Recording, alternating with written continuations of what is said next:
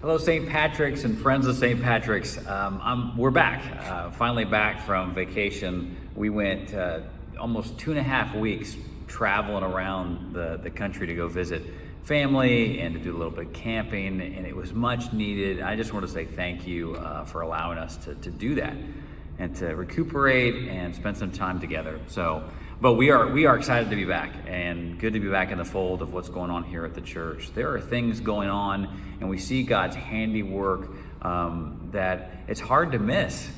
Getting pictures and reports back of what was going on was very, very encouraging, and it made my heart eager to return. So here we are.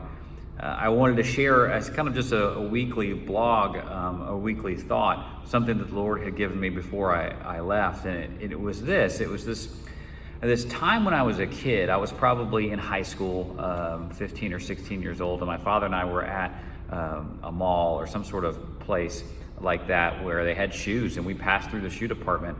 And I thought to myself just very, very quickly that it had been a long time since I gotten new shoes, and I was really getting tired of my shoes, and they were getting worn down or whatever. And I paused for a second. My father was looking for shoes, I think is what was going on. And I was like, man, these look great. And he goes, do you need shoes? I was like, yeah, I could use them. He said, why don't you get those? And I don't know why, but it surprised me. My father was never withholding. In fact, my parents gave me all that I ever needed, but I had gone such a long time. I think my parents just forgot. I mean, I was a teenager at that point, and I was busy, and they were busy, and we had baseball and school and whatever else. And I thought how great and wonderful it was that my father would buy me new shoes. I got really excited.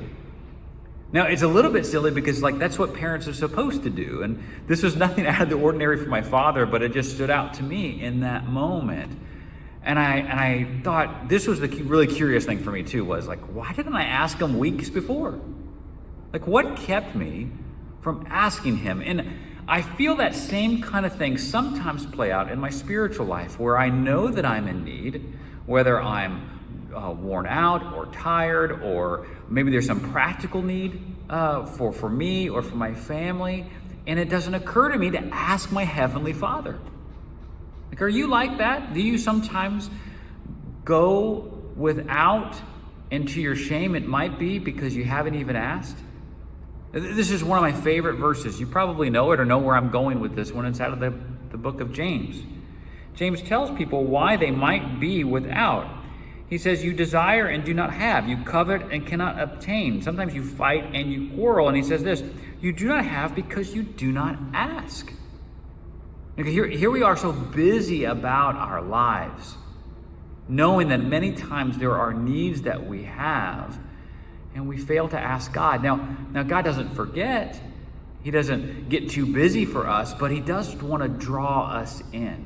And of course, there's other reasons we may not have something. James brings up this. He says, sometimes you ask and do not receive because you ask wrongly to spend it on your passions.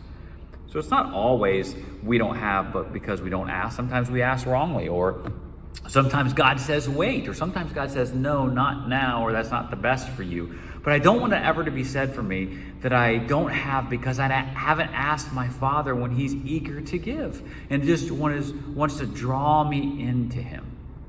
What that does require, though, that I be aware of my dependence upon him, and that I'm consistently spending time with him. So when there are times when I'm financially strained, or strained with time, or there's a relationship that's broken, or whatever practical need that I have, or maybe I am burnt out or dried out, why don't I ask the Lord? So I want to encourage you to ask the Lord when you are in need. Don't ever be said about you or me that we don't have because we don't ask our Heavenly Father who loves us. Well, there's more to say and more to come, and I'm excited and praying for St. Patrick's. We did today. I hope we see you soon. If you're in town and you're just a friend, please come visit us. We'll see you Sunday, hopefully, or on a Sunday very soon. God bless you all. Bye-bye.